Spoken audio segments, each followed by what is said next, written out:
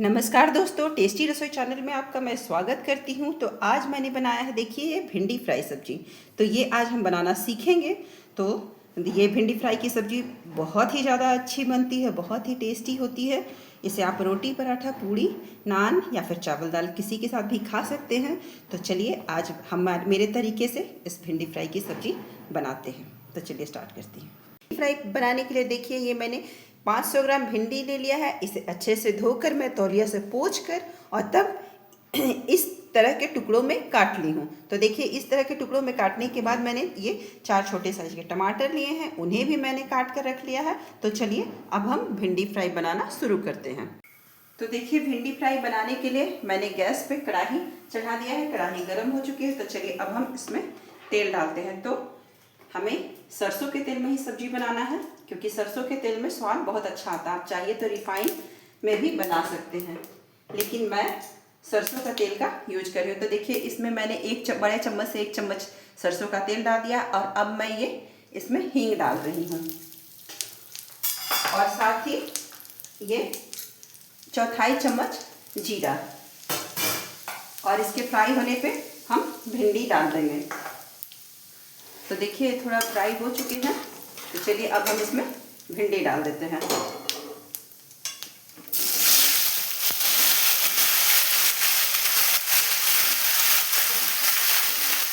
चलिए, भिंडी मैंने डाल दिया। अब हम इसे 1-2 बार चलाकर भून लेंगे। तो गैस का फ्लेम मैं तेज रखती हूँ, क्योंकि गैस का फ्लेम कम करने से भिंडी में से एक लसलसा पदार्थ निकलता है, उससे भिंडी एक दूसरे में चिपकने लगेगी। तो हमें तेज आंच पे 1 या 2 मिनट तक भिंडी को फ्राई कर लेना है। तो चलिए, 1 से 2 मिनट हो चुके हैं। अब हम अपनी भिंडी को कढ़ाई से बाहर निकाल देते हैं, क्योंकि ज़्यादा फ्राई करने से भिंडी का कलर चेंज हो जाएगा। जो ये ग्रीन कलर का है वो फ्राई होकर दूसरे कलर का हो जाएगा।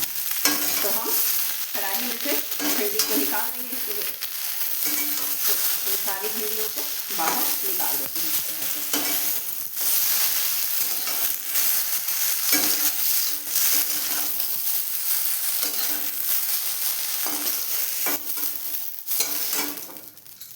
तो हमारी सारी भिंडियाँ बाहर निकल चुकी हैं। अब हमें एक बार फिर से 1 चम्मच सरसों का तेल कढ़ाई में डालना है मसाला भूनने के लिए। तो देखिए, ये तेल मैंने डाला। फिर से मैं थोड़ा इसमें जीरा डाल रही हूँ और जीरा जब हल्का फ्राई हो जाए तो हमें इसमें कुछ सूखे मसाले ऐड करना है। तो देखिए, उसमें मैं ये आधा छोटा चम्मच ये हल्दी पाउडर डाल रही हूँ। और अभी हमें गैस का फ्लेम कम रखना है। ये आधा छोटा चम्मच लाल मिर्च का पाउडर और 1 चम्मच हमें इसमें धनिया पाउडर डालना है। और इसे हम अच्छे से चला देंगे। तो सूखे मसाले हैं तो हमें इसे ज़्यादा फ्राई नहीं करना है। और जब इस लेवल पर मसाले फ्राई हो जाएं तो इसमें जो हमने काट कर टमाटर रखा है, हम इसे इसमें डाल देंगे। और जब टमाटर गए हैं तो हम टमाटर को गलने के लिए अभी ही नमक डालेंगे। तो ये देखिए, ये 1.5 चम्मच जैसा, छोटा चम्मच जैसा मैंने इसमें नमक ऐड किया है। और अब हम टमाटर और सारे सूखे मसाले और नमक को फ्राई करेंगे। तो हमें इसे तेज आंच पर ही भूनना है, ताकि टमाटर अपना पानी छोड़ दे। और 1 या 2 बार इसे ढक देंगे, ताकि मसाले और टमाटर जल्दी फ्राई हो जाए। हमें इसमें चलाते रहना है। और देखिए, इस तरह से खुरनी से करने से देखिए टमाटर गल रहे हैं।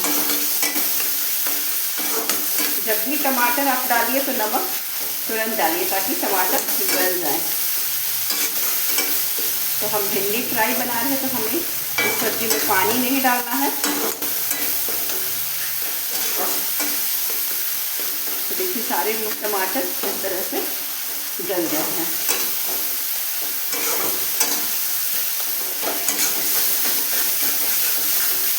हमें थोड़ा सा टमाटर पर प्रेशर देना है, ताकि वो पूरे अच्छे से मिल जाए मसाला के साथ। तो देखिए पूरे टमाटर गल गए हैं, मसाले फ्राई हो गए हैं।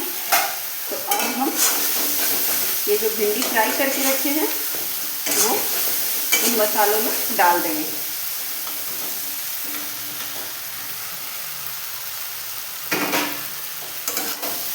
अब हम सारे मसाले और भिंडी को एक साथ मिलाएंगे।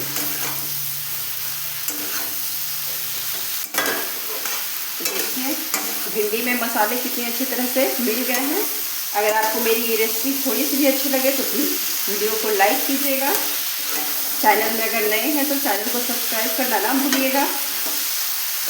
और एक बार मैं आपसे रिक्वेस्ट करती हूँ कि इस तरह से भिंडी फ्राई बनाकर जरूर देखें। तो देखिए इस तरह से अब हमें 5 से 10 मिनट तक भिंडी को ढक कर पकाना है। बीच बीच में हम चलाते रहेंगे। तो चलिए भिंडी को ढक देते हैं और गैस कम कर दे रहे हैं। तो चलिए 10 मिनट तक हमने भिंडी को फ्राई कर लिया है। बीच में 1-2 बार मैंने बीच में ढक्कन हटाकर चलाया भी है। तो देखिए ये भिंडी फ्राई सब्जी हमारी तैयार हो गई है। और देखिए मसाले और भिंडी एक दूसरे के साथ कितने अच्छे से मिल गए हैं। तो अब मैं गैस बंद करके इसे प्लेट में निकाल रही हूँ। तो देखिए भिंडी फ्राई की सब्ज़ी कितनी अच्छी बनी है। आप इसे रोटी, पराठा, पूरी, नान या फिर चावल दाल के साथ भी खा सकते हैं। और अगर आपको मेरी ये रेसिपी अच्छी लगे तो प्लीज़ वीडियो को लाइक कीजिए। चैनल पर नए हैं तो चैनल को सब्सक्राइब करना ना भूलिए।